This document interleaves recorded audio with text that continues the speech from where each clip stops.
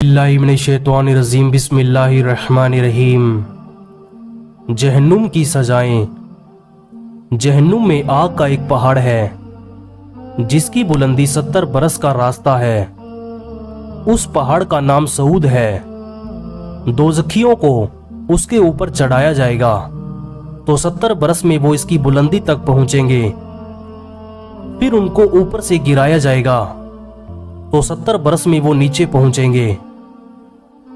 हदीस पाक में आया है कि जहन्नुम की आग में झुलस कर ऐसे मस्क हो जाएंगे कि ऊपर का होठ सिकुड़कर आधे सर तक पहुंच जाएगा और इसी तरह नीचे का होठ लटक कर नाफ तक पहुंच जाएगा। जहन्नुम में एक तंदूर है जो अंदर से बहुत चौड़ा और ऊपर से बहुत कम चौड़ा है।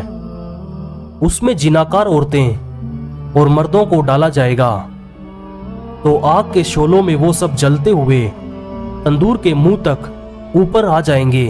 फिर एकदम वो शोले बुझ जाएंगे तो वो सब ऊपर से नीचे तंदूर की गहराई में गिर पड़ेंगे। खूनी दरिया का अजाब। कुछ दोज़खियों को खून के दरिया में डाल दिया जाएगा तो वो तैरते हुए किनारे की तरफ आएंगे तो एक फरिश्ता पत्थर की चट्टान उनके मुंह पर इतने जोर से मार देगा कि वो फिर बीच दरिया में वापस पलट कर चले जाएंगे और इसी तरह उनके मुंह पर दोबारा वही चट्टान मारी जाएगी। बार बार यही अजाब उनको दिया जाता रहेगा। ये अजाब सूदखोरों के लिए होगा जो दुनिया में सूद खाया करते थे, नाहक पैसा जमा किया करते थे।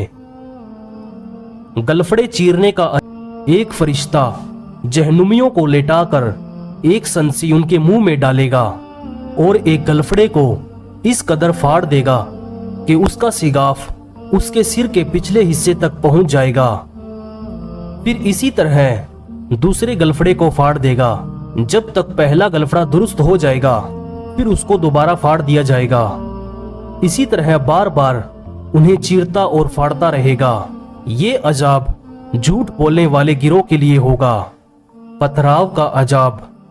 कुछ जहन्नुमियों को इस तरह अजाब दिया जाएगा कि एक फरिश्ता उनको लेटाकर उनके सरों पर पत्थर इतने जोर से मारेगा कि उनका सर कुचल जाएगा और वो पत्थर लुढ़क कर कुछ दूर चला जाएगा। फिर वो फरिश्ता जब तक उस पत्थर को उठाकर लाएगा उसके सर का जख्म